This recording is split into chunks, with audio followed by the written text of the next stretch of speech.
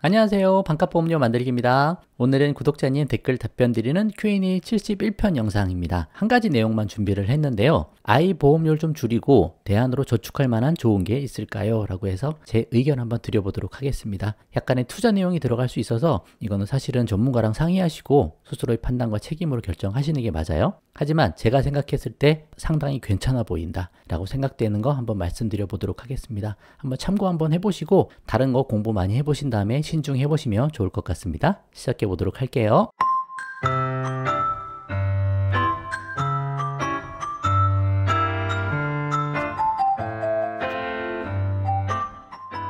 자, 이런 질문입니다. 좋은 내용 감사드립니다. 아이 보험 일부를 해약하고 차라리 저축을 하는 게 좋을 것 같다는 생각이 들어서요. 그쪽으로 잘 모르는데 추천해 주시고 싶은 상품이나 종류도 말씀해 주실 수 있을까요?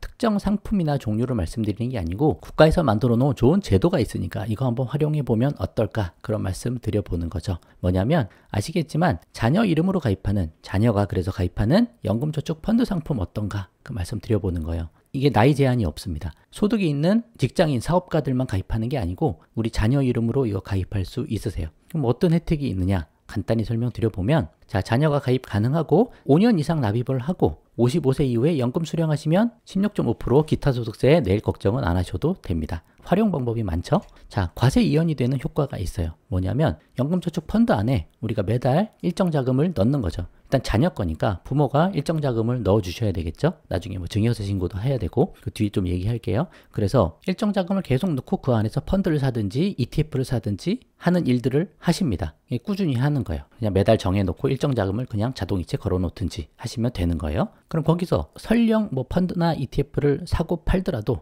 거기서는 세금이 발생하지가 않습니다. 그럼 세금 언제 발생하냐? 세금은 나중에 연금 수령할 때 한참 후에 한다는 거예요. 그만큼 과세가 이연된다는 거예요. 뒤로 미뤄진다는 거예요. 우리가 예금, 적금 같은 거 하게 되면 15.4% 만기돼서 찾을 때 그 세금을 내잖아요. 근데 연금저축 펀드 안에서 우리가 사고 팔고 하거나 하면 물론 팔 일도 없습니다. 계속 이제 매달 사는 거죠. 그랬을 때는 세금이 없이 나중에 연금 수령할 때 그때 3에서 5% 정도 조율과세 한다. 과세율이 작아지고 화폐 가치가 한참 떨어지는 그 시점에 과세하는 거예요. 그런 특징들이 있는 거죠.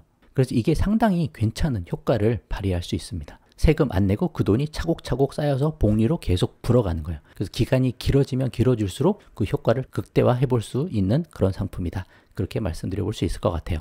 자, 그리고 급전이 필요할 때도 있잖아요. 근데 세액공제 받지 않은 금액은 세금 없이 인출할 수 있습니다. 16.5% 기타 소득세 안 내도 돼요. 왜냐? 세액공제 받은 게 없고 아무것도 한 게 없으니까. 근데 자녀가 소득이 있어서 세금을 내고 하는 게 없잖아요. 그래서 자녀가 사회생활 하기 전까지 우리가 납입했던 금액은 정 급하거나 돈이 필요할 땐 찾아 뺐으면 됩니다. 그 안에서 돈은 장기적으로 불어가고 있겠죠. 그래서 급전이 필요할 때도 이렇게 활용할 수가 있고, 급전 필요하지 않으면 계속 모아가는 거예요. 그래서 부모가 처음에 납입하시다가 나중에 자녀가 사회생활 시작하면 그때 자녀가 계속 납입하도록 하시면 됩니다. 직장 다니면 그때부터 소득의 10% 정도 세액공제 받을 만큼 자녀가 붙도록 하는 거죠. 그럼 언제까지 부어야 되나? 본인이 납입할 수 있을 때까지 계속 납입하시면 돼요. 그럼 돈은 계속 장기 적립식으로 투자가 되고 있고 그 돈은 계속 불어가게 되겠죠. 증여세 신고는 하시는 게 좋을 것 같습니다. 부모가 자녀를 위해서 돈을 내주는 거잖아요. 그게 증여가 될 수 있거든요. 그래서 이거는 매달 돈을 지급할 때마다 증여세 신고를 할 수 없으니 정기적으로 부모가 자녀에게 이렇게 지급해 주는 거를 유기정기금이라고 해서 한 번에 좀 쉽게 신고를 할 수 있는 방법이 있습니다. 이거를 여러분이 증권사 가서 연금저축 펀드를 가입을 하실 거 아니에요, 대부분? 그때 가셔서 상의를 한번 해보시면 좋을 것 같아요. 제가 이거 직접 해보진 않았으니까 또 인터넷으로 찾아보셔도 여러 가지 방법이 있으니까 이 정도는 한번 시간 투자해서 해본다 라고 생각하고 이런 상품을 한번 도전을 해봐도 좋죠. 직장인들은 대부분 아실 거예요. 연금저축 펀드 모르시는 분 거의 없으니까 하는데 지금 부모님도 잘 모르실 수 있으니 이런 것도 한번 공부를 해보면 좋다. 그럼 연금저축 펀드라는 그 계좌 안에 매월 10만 원, 20만 원씩 입금을 자동이체를 해놓는 거죠. 그럼 자동이체에서 돈이 들어가요. 그럼 거기 계좌에 돈이 쌓여 있잖아요. 그러면 펀드를 그냥 자동으로 살 수도 있고 아니면 한 달에 한 번씩 들어가셔서 원하는 ETF 같은 걸 사셔도 되는 겁니다. 그럼 그 돈은 자동으로 장기 적립식으로 투자가 되는 거죠.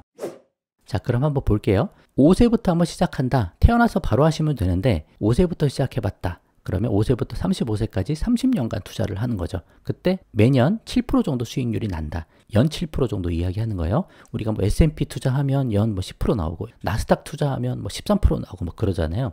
그거보다 조금 작게 잡아본 거예요. 어떻게 투자 수익률을 더 높일지는 여러분이 별도로 많이 알아보시고 공부는 하셔야 되는 거죠. 근데 7%는 할 수 있지 않을까? 충분히 그렇게 생각하는 거죠. 그러면 월 납입액을 20만 원 정도 잡고 적금 계산기예요. 적립기간을 30년 정도 투자를 한다. 그리고 복리 수익이 나니까 7% 복리로 나온다. 그리고 연금저축에서 하는 건 뭐예요? 비과세라 그랬죠. 비과세로 얼마나 모이느냐 그걸 계산을 해보는 거예요. 그러면 매월 20만 원씩 30년을 7% 투자하니까 자녀가 35살 이제 결혼할 즈음에 2억 얼마가 모이게 됩니다. 그러면 화폐 가치가 한 30년 지났으니까 절반 한다고 해도 한 1억 가까이 모이는 거예요. 그러면 그 정도로 자녀가 결혼하는 데 좀 도와줄 수도 있고 사회생활 했을 때부터는 본인이 또 납입했으니까 본인이 잘 활용할 수 있는 자금이 잘 마련이 되는 거죠. 부모님이 보험료 많이 절약하고 조금 더 자금 보태서 한 20만 원 정도 이렇게 했을 때 이 정도 자금이 모이는 거예요. 그리고 7%가 아니다. 8%, 9% 나온다. 그러면 엄청나게 또 많이 나옵니다. 계산을 한번 해보시면 되는 거고요. 그리고 자녀가 사회생활 하면서 계속 더 넣는 거예요. 똑같은 금액을 계속 납입한다. 20만 원씩 계속 납입하고 50년을 투자를 한다. 7%다. 그러면 한 11억 가까이가 모이게 됩니다. 화폐 가치가 30년이 두 번 지난다고 생각하면 한 2억에서 3억 정도 될 수 있겠네요. 그 정도 자금이 그냥 크지 않은 한 20만 원 그 정도 금액만 투자를 했을 때 이 정도 금액이 나올 수 있다는 거예요. 자, 이건 제가 제 책에서도 말씀드렸던 부분인데 포트폴리오 비주얼라이저 해가지고 백테스트 해보면 미국 시장, 주식 시장, 그리고 유럽 시장 1980년도부터 2022년도까지 이렇게 뽑아봐도 CAGR이 연평균 복리 수익률이거든요. 미국 시장은 10.25%, 유럽 시장 뭐 좋다 안 좋다 말이 많아도 8.28%가 나옵니다. S&P 500 하면 10% 넘게 나오고 나스닥 하면 13% 넘게 나오고 그렇게 될 거예요. 그러니까 우리가 좀 조심하게 해서 한 7% 수익률만 얻는다라고 해도 적지 않은 자금이 모여질 수 있다. 그 말씀을 드려보는 거죠. 그래서 연금저축 펀드 안에서 뭐를 사고 뭐를 팔고 자산 배분을 하고 말고 그런 거는 여러분이 별도로 또 공부를 좀 하실 필요가 있지만 이것 자체가 여러 가지 좋은 장점들이 많다. 그래서 연금저축 펀드 자녀 그렇게 해서 유튜브에서 검색도 많이 해보시고 유기정기금 그것도 한번 찾아보신 다음에 한번 공부 제대로 한번 해보시고 이런 쪽으로 투자를 해보셔도 괜찮지 않을까라고 한번 말씀을 드려보려고 오늘 영상 준비를 했습니다. 조금이라도 도움이 되셨으면 좋겠네요. 자, 오늘 영상 여기까지 하도록 하겠습니다. 구독과 좋아요 부탁드리고 공유도 많이 부탁드리겠습니다. 그럼 마치겠습니다. 감사합니다.